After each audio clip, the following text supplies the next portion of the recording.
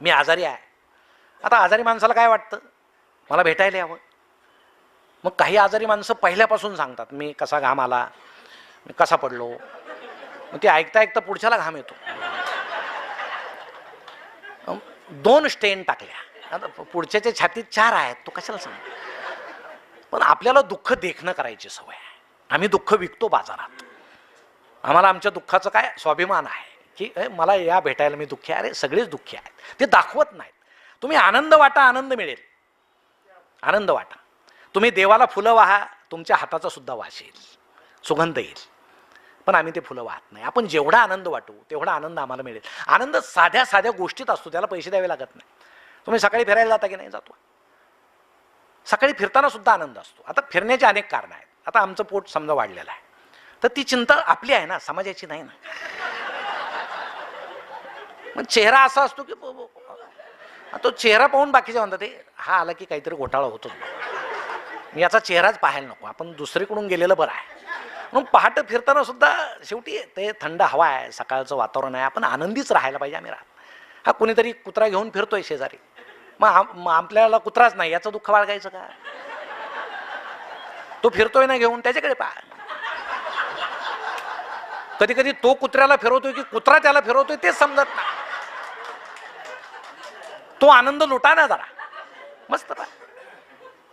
आता रामदेव बाबा योगासनं करतात, केले पाहिजे. पण आता रामदेव बाबा काय त्यांचं आरोग्य चांगलं राहण्यासाठी योगासनं करत नाहीत, त्यांचं चांगलंच आहे. ते आता त्यांचा व्यवसाय झालेला आहे. त्यांचे अनेक व्यवसाय आहेत. म्हणजे कपड्याला खिसा नसताना सुद्धा एवढा व्यवसाय असलेला माणूस जगामध्ये तेवढाच आहे. मग ते सगळे आपले सकाळी उठतात, असं करा असं करा, मग एक पाय गळ्यात घाला. आता आपली क्षमता असेल तर आपण करावं. त्यांनी गळ्यात घातलं की आपण घालायचं, तो निघत नाही. मग आमच्या हिला म्हणायचं एवढा काढ, ते म्हणते काढ नाही दुसरा घाला, दिवसभर असेच बसा.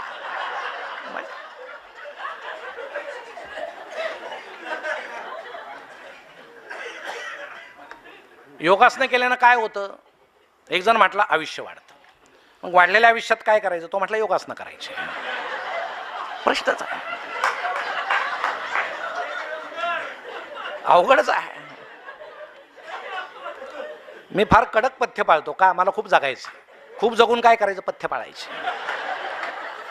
जगणं म्हणजे काय? जगणं म्हणजे तेवढंच नाही. मग आमची दृष्टी, मी तुम्हाला गंमत सांगतो. मी एकदा पहाटे फिरायला गेलो, असं नुकतंच असं फटफटलेलं होतं, थोडा दुसर अंधार होता, आणि मला कुणीतरी स्त्री गुड मॉर्निंग म्हटली दुरून. मी गुड मॉर्निंग म्हटलं. घरी आलो. आता असा आनंद काय लपवता येत नाही ना.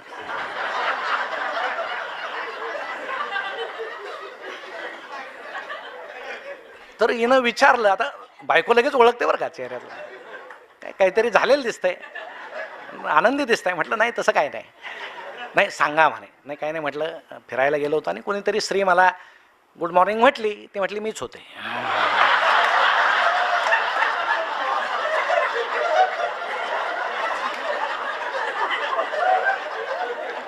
तुम्हाला सांगतो लगेच चेहरा पाडला बा. मग तिनं विचारलं, परस्त्री गुड मॉर्निंग म्हटल्यावर आनंद होतो, बायको म्हटल्यावर दुःख होतं असं का? विचार करण्यासारखी गोष्ट आहे ना. सुख आपल्या जवळ आहे, आम्ही नाही ते मानत. ते मानण्याची क्षमता, ती दृष्टी आमच्यात आली पाहिजे. आम्ही ती सकारात्मक दृष्टी पाहिजे आमच्यामध्ये. आम्ही कायम नकारात्मक. काही लोक तुम्हाला सांगतो अशा आहेत ना, प्रत्येक गोष्ट त्यांना असं वाटतं की नकारात्मक आहे. म्हणजे हे साहेब खूप उशिरानं घरी आले म्हणून त्यांची पत्नी त्यांना असं म्हटली की किती उशीर केला तो, मगापासून बंड्या म्हणतोय माकड पाहायचं माकड पाहायचं.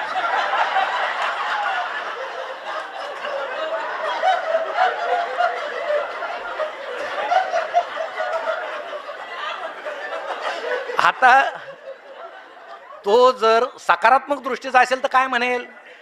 थोडा उशीर झाला, तुझा आवर बंड्याचा आवर, आपण बागेत जाऊन माकड पाहू. सरळ गोष्ट आहे. पण जो नकारात्मक आहे तो काय म्हणेल? पोरासमोर मला माकड म्हणतेस. आता ते म्हणेल, म्हणायची काय गरज आहे?